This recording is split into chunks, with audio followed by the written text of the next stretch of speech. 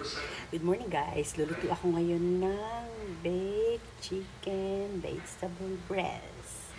Kain natin na natin. Painitan ko lang ito ng 350 Fahrenheit. At ilagay ko ito ng lemon, pepper, salt. Mamaya na yung vegetables. Ito ang sangkap na vegetables. Green beans, potato, carrots, onion, at cabbage. At ito ang bibisik ko mamaya, garlic powder, lemon pepper, at salt din ang bibisik ko mamaya. Ayan guys, pinasok ko muna yung breast. At ito timer ko siya ng 15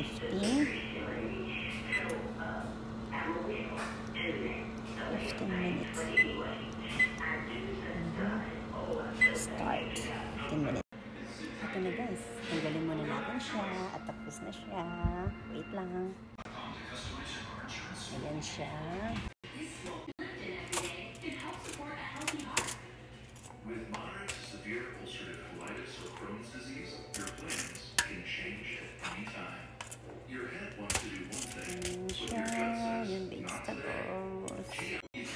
Carrots. Kanina yung potato. Ngayon, carrots tayo. Lemon. Bisik-bisik lemon. Bisik-bisik na tayo ng lemon dyan.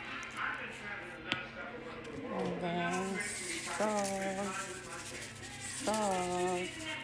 Garlic. Yun guys, ibalik muna natin siya at mag-15 ulit tayo ng timer dito. 15 minutes ulit. Start. Okay? Mamaya na natin isunod yung cabbage at onion. At saka ng green peas. Oh, di pala. Balikan kayo mamaya guys. 15 minutes pa maghihintay. Ito na guys. Last ano na to. Lalagay ko na yung cabbage. Green peas. Ayan na siya. Ayan na siya. Totoo pa yung onion. Wait lang guys ha.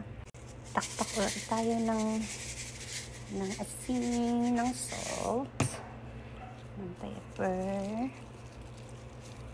and garlic. Ngayon guys, pwede na natin siyang isprayan ng konting oil. Yan, para hindi siya tuyong-tuyo, di ba? Ayun guys, binalik ko na siya dito sa may oven at ngayon ay 10 minutes na lang natin ihintayin kasi yung cabbage.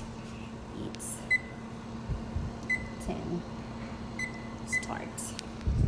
Okay. Ayan na siya guys. Ito na siya. Ayan na siya guys. Okay na siya. Kain na mamaya. Bye guys. Paki-subscribe na lang. Mayra Sanchez 51. Thank you guys. Thank you mga lalabs. Bye bye.